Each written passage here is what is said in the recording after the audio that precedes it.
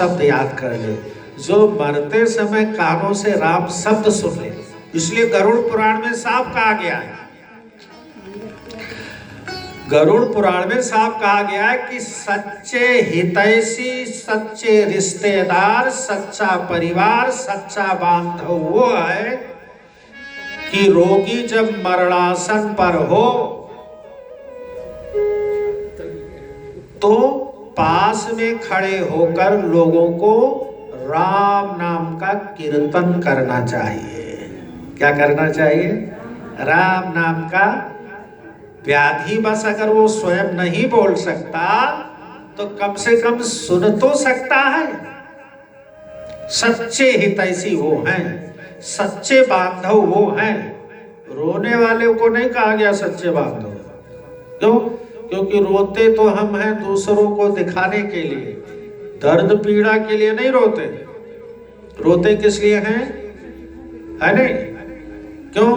किस बात का डर होता है? बोले भैया मान लीजिए हमारे पिताजी चले गए, लोगों को पता लगे फलाने का बाप जय श्री राम हो गए। अच्छा, अगर फलाना नहीं रो रहा है तो लोग कहेंगे अरे कैसा बेटा है यार, बाप मर गया, इसको दो बूंद आंसू भी नहीं गिर रहा। तो इसलिए हम झूठ मूठ का ही सही आंसू गिराते हैं कि लोग तो रोते तो हम सिर्फ दिखलाने के लिए है नहीं, अपने पराये रोते हैं दिखलाने के लिए। किस लिए? इसलिए वो सच्चे बांधव नहीं है। सच्चे बांधव कौन है? जो राम नाम का कीर्तन करे। कानों में पड़ गया, दिल दिमाग से अनुभूति हो गई, भगवान के पास पहुंच गया। वो कहाँ पहुंच गया? अच्छा सोचो, हमारा बेटा विदेश चला जाए हम कितने खुश होते हैं, नगर भर में बताते बताते फिरते हैं मेरा बेटा विदेश में है। कहाँ है? नहीं, चाहे वहां वो झाड़ू ही लगा रहा हो, लेकिन हम कितने गर्व से बताते हैं।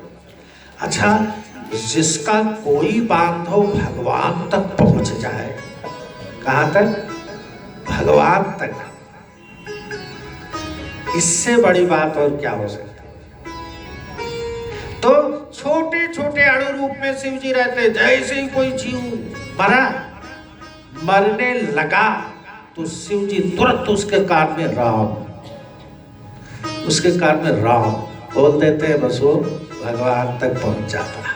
कहाँ? भगवान तक। इसलिए नित्यम गुरु रूपिणम, नित्य बोध देते। ऐसे अनेक जीवों को भगवान तक पहुंचाते।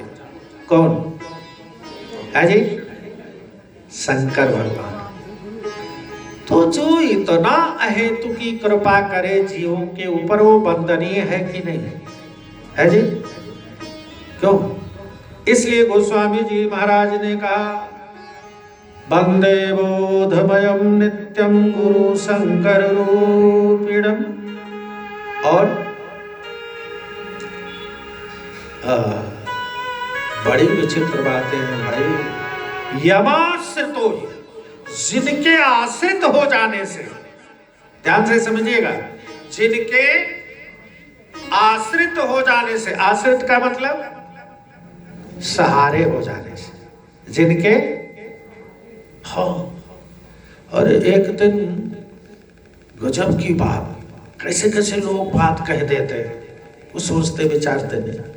किसी ने एक दिन सुमित जी ने कहा कि पंडित जी हमको लोग बताते हैं कि तुम शिव की पूजा ज्यादा करते हो इसलिए पीछे रह गए।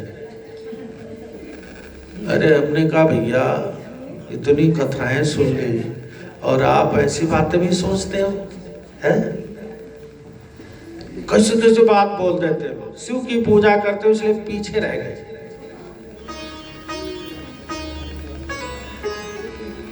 अच्छा, किसके पीछे रह गए ये तो इन्होंने भी नहीं बताया।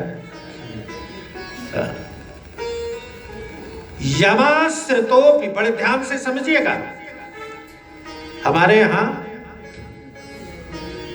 चंद्रमा बड़ा सुंदर है, वनस्पतियों का राजा है, ब्राह्मण है, लेकिन चंद्रमा को कलंक भी लगा हुआ है। क्या? कलंक। तो चंद्रमा कलंकी है, तो कलंकी आदमी की कोई वंदना करता है? लेकिन हमारे यहाँ चंद्रमा को अर्घ दिए बगैर, चंद्रमा को देखे बगैर व्रत नहीं खोला जाता। क्यों? किस लिए? कलंकी चंद्रमा है इसलिए है? क्यों? बेचारा कभी इतना पूजनीय चंद्रमा क्यों है कलंकी होते हुए भी?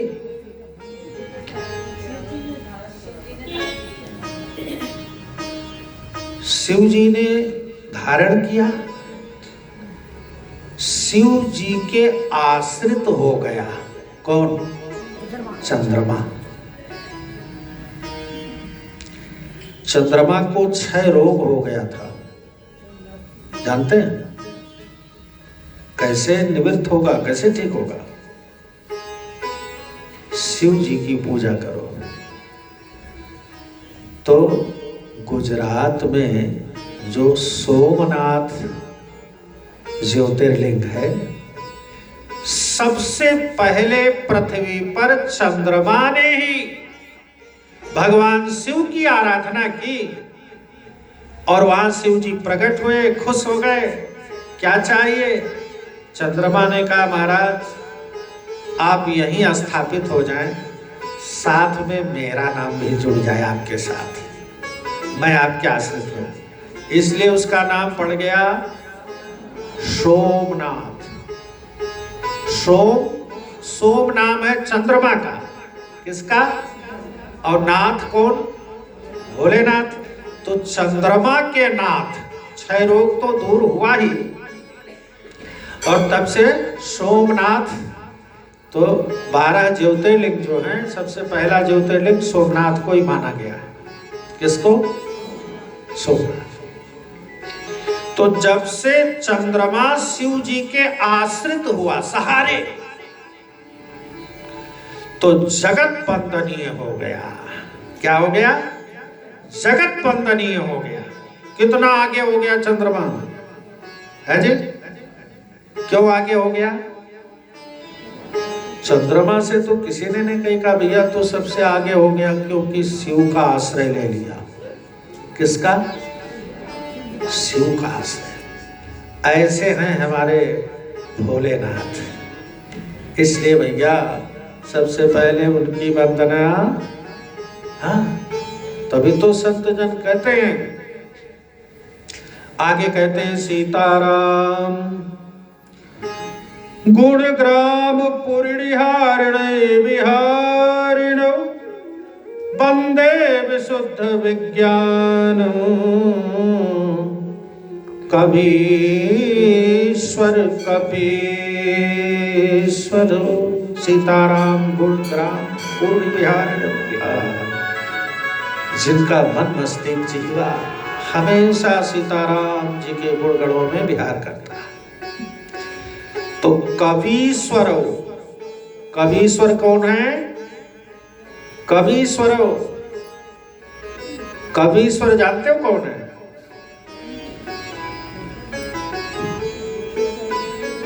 बताओ।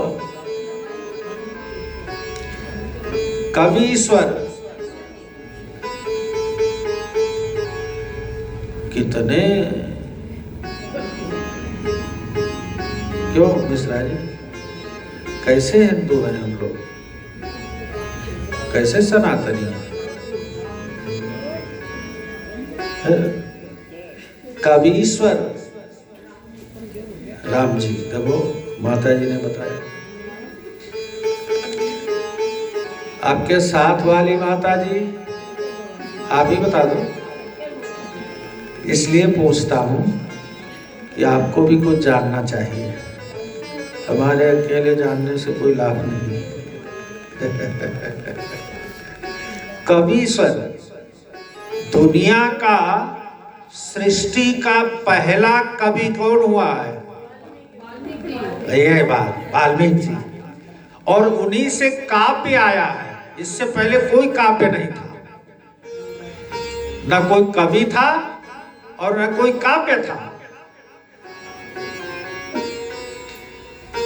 सबसे पहला कवि,